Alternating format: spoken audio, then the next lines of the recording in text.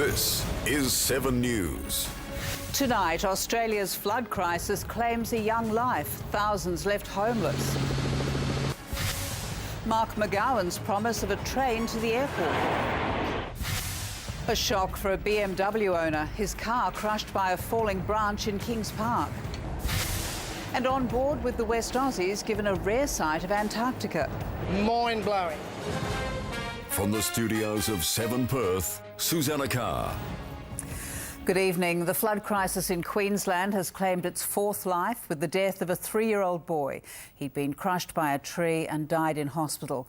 Tonight, thousands of people are in evacuation centres, their homes underwater. Rick Arden joins me from Brisbane. And Rick, so much heartache after the devastating floods of 2011. So let me start with some good news. Brisbane has been spared the worst. Nowhere near as bad as it was 2 years ago.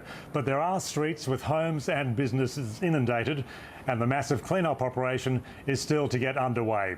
Further north in Bundaberg, it's a different story tonight. That town is underwater. 2,000 homes and businesses are flooded. Jeff Bruce reports. As darkness crept over Bundaberg, emergency crews battled on with the mission to keep people alive. In Bundaberg, Jeff Bruce, 7 News. Rick, you've spent time with the people of Brisbane today. How are they coping with the second flood in as many years? So even some of those not as badly affected this time say they've had enough and they're planning to move. While they mop up and assess the damage and their future, they're facing an ironic challenge. Some parts of Brisbane are now in danger of running out of safe drinking water. Brisbane's been the worst has now passed. Back here in Brisbane, floodwaters are expected to rise again tomorrow morning. However, it's not expected to be anything like as bad as what we've seen so far. But exhausted residents and emergency crews face another nervous 24 hours watching and waiting. I'll have the latest from Brisbane on the flood situation as it develops tomorrow. Sue, for the moment, back to you. Thanks, Rick. Back home, and Opposition leader Mark McGowan is promising a train line to the airport by 2018.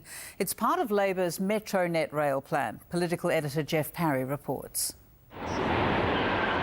Trains for planes. Labor says the first part of MetroNet will be a 10.5 kilometre rail link to the airport, costing $700. Rob Scott, 7 News. A former TV star on sex charges heckled outside court. That's next. Plus secret verdict. What really happened to a murdered child beauty queen? And Perth's rocket man a step closer to his dream.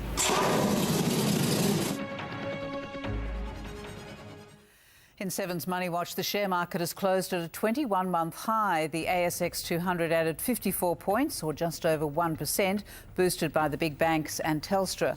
Insurance companies about to be hit hard by the floods. $1 Australian is buying more than 10,000 Indonesian rupiah. Former Hey Dad